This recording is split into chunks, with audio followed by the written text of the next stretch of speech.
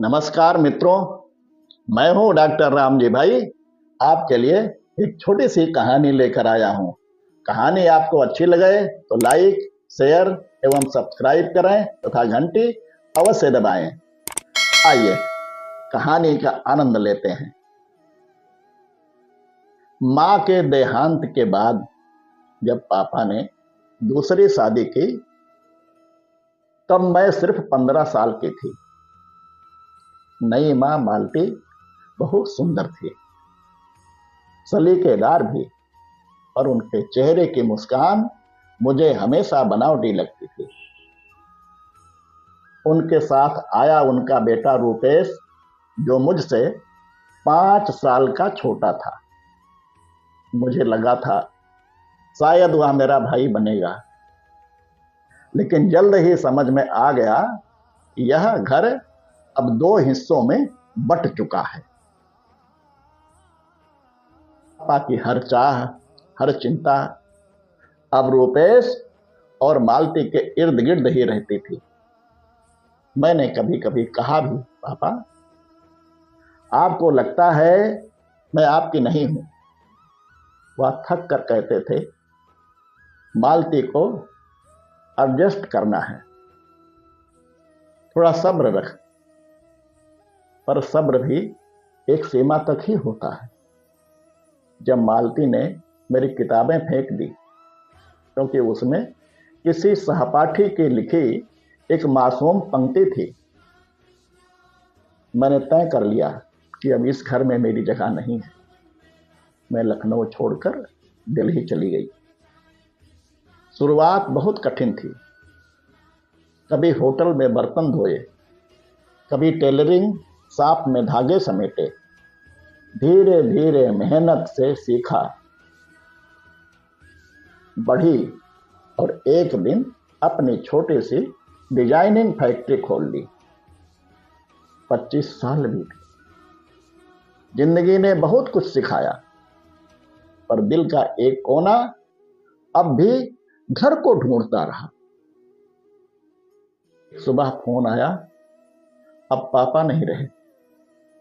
समय जैसे थम गया। मैं लखनऊ लौटी। घर वैसा ही था, पर अब उसमें जान नहीं थी। मोहल्ले वालों ने बताया, पापा के बाद मालती और रूपेश की हालत बहुत बुरी है। रूपेश के बिजनेस में भारी घाटा हुआ। साहूकार रोज धमकी देते थे और मालती मदद की आस में दर दर भटक रही थी। जब मैं घर पहुंची, मालती सफेद साड़ी में दरवाजे पर बैठी थी। वह वही मालती थी जिन्होंने कभी मेरी हंसी पर भी ताना कसा था, और आज उनकी आंखों में टुटन थी। साहूकार चिल्ला रहे थे, पैसे दो वरना घर नीलाम कर देंगे। मैं भीड़ में आगे बढ़ी और कहा, यह घर बिकेगा नहीं, इसका कर्ज मैं चुकाऊंगी। मालती की आंखों में अविश्वास था, जैसे वह यकीन ही नहीं कर पा रही हो। रात हम दोनों चाय लेकर आमने सामने बैठे। मालती बोली, तुम्हें शायद याद ना हो, मैंने तुम्हारे साथ अच्छा नहीं किया। मैं चाहती थी कि रूपेश आगे बढ़े। वही मेरी सबसे बड़ी सजा बन गई। अब मैं बिल्कुल अकेली रह गई हूं। मैंने धीमे स्वर में कहा, मालती जी, अतीत नहीं बदला जा सकता, पर आज हमारे हाथ में है। अगर आप चाहें तो आज से मैं फिर से आपकी बेटी बन सकती हूं। उनकी आंखों से आंसू बह निकले। उन्होंने मेरी हथेली थाम ली और कहा, मैं मां तो शायद पहले नहीं बन पाई, पर अब दोस्त बनना चाहती हूं।